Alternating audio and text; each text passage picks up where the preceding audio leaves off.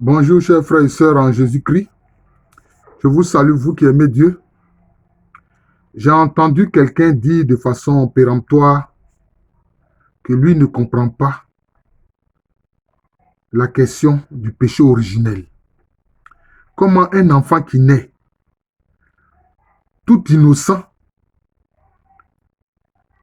on dit qu'il a un péché en lui, que lui ne comprend pas cela, que c'est une absurdité. Je voudrais lui dire, si un homme et une femme sont drépanocytaires et ils conçoivent un enfant qui naît, et l'enfant naît drépanocytaire, qu'a fait de mal l'enfant pour être drépanocytaire? Hein? Rien. Il n'a rien fait pour naître drépanocytaire. Autre chose, supposons que les parents, le père et la mère, sont des drogués notoires. Si l'enfant naît avec des maladies,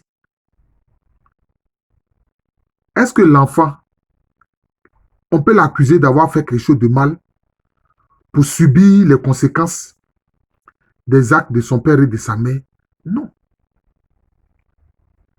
Si ses parents sont des alcooliques notoires et qu'il naît de parents alcooliques, mais il va naître avec des déficiences, avec des maladies. Mais qu'est-ce qu'il a fait de mal? Il n'a pris aucun verre d'alcool. Vous comprenez? Je prends ces exemples pour que les incrédules comprennent. De même qu'il y a des conséquences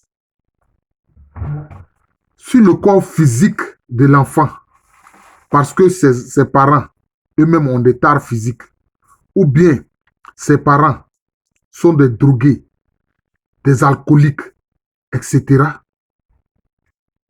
L'enfant naît avec des déficiences.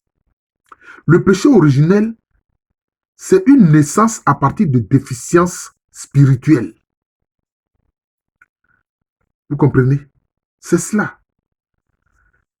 Les premiers hommes, c'est-à-dire l'homme et la femme originels, ont désobéi à la volonté divine. Et ils ont transmis cette désobéissance-là à leurs descendants. C'est comme si cette désobéissance spirituelle est devenue comme une sorte d'ADN. C'est un ADN spirituel qui est transmis à la descendance d'Adam et Ève. Évidemment, certains vont venir dire non, c'est Adam et Ève blancs. Dans la Bible, il n'est pas dit que Adam et Ève sont des leucodermes. Il n'est pas dit ça. Ce sont les Européens qui ont représenté Adam et Ève de cette façon-là. Sinon, les premiers hommes, là, c'est en Afrique qu'ils ont été créés. Et c'est de l'Afrique qu'ils ont conquis, ils ont peuplé toute la terre. Vous voyez. Donc ça aussi, c'est un faux argument que je balaie du revers de la main. C'est cela. C'est une sorte d'ADN spirituel que tout enfant a en lui quand il naît. C'est-à-dire le désir de désobéissance et de méchanceté et d'égoïsme. Mais pourquoi est-ce que beaucoup de spiritualité enseignent l'altérité, l'empathie, etc. Mais parce que cette altérité, cette empathie, cette gentillesse, cette compréhension pour l'autre n'est pas en nous de façon intrinsèque. Ce qui est en nous de façon intrinsèque, c'est l'égoïsme. C'est le fait de ne pas pouvoir partager. Vous comprenez? Ça vient justement du péché originel. C'est ce que la Bible a appelé le péché originel. On aurait pu lui donner un autre mot. On aurait pu l'appeler égoïsme intrinsèque. Égoïsme ADN. Hein? Rébellion ADN. Désobéissance à la loi divine ADN. On aurait pu appeler ça comme ça. Vous comprenez? Vous croyez que l'être humain comme ça, naturel, oublie ses intérêts pour le bien d'autrui? Jamais. Le fait que l'être humain mette d'abord en avant ses intérêts et les oppose aux intérêts des autres, voilà déjà devant vous, de façon patente, l'ADN du péché originel. C'est cela. De façon patente là, c'est ça déjà l'ADN du péché originel. Parce que de façon ontologique, l'être humain ne veut pas partager. Il veut d'abord son intérêt à lui. Vous voyez, son intérêt à lui. Et vous constatez que les rapports humains, les relations entre pays, la géopolitique, la géostratégie est basée sur ces faits-là.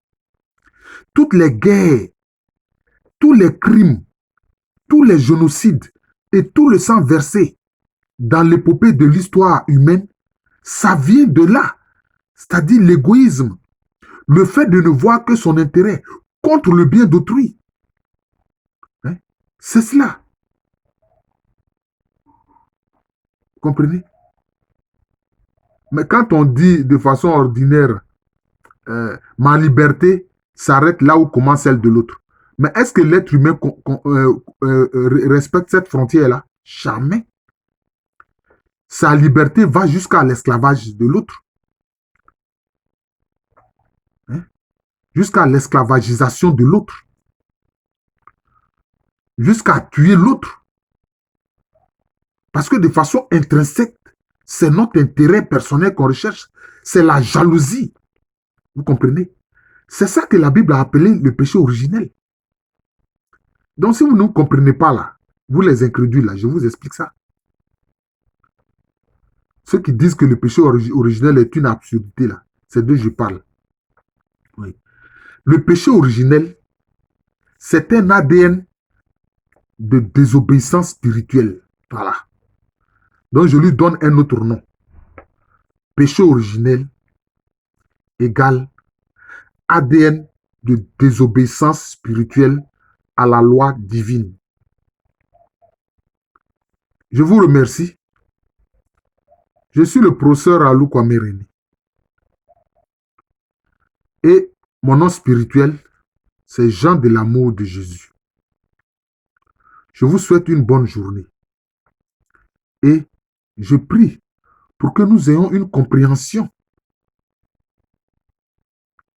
de la Bible, de la parole de Dieu. Ce n'est pas facile. Parce que, sachez une chose, même quand Dieu fait des révélations, quand cela est mis par écrit, mais les limites de l'être humain transparaissent dans ce qui est écrit. C'est cela. Est-ce que nous pouvons comprendre la dimension incommensurable de l'Esprit de Dieu, de la pensée de Dieu et de la parole de Dieu? Non. Nous sommes obligés d'interpréter cela par rapport à notre vécu humain, à nos limites humaines. Il faut comprendre cela. Je vous souhaite une bonne journée.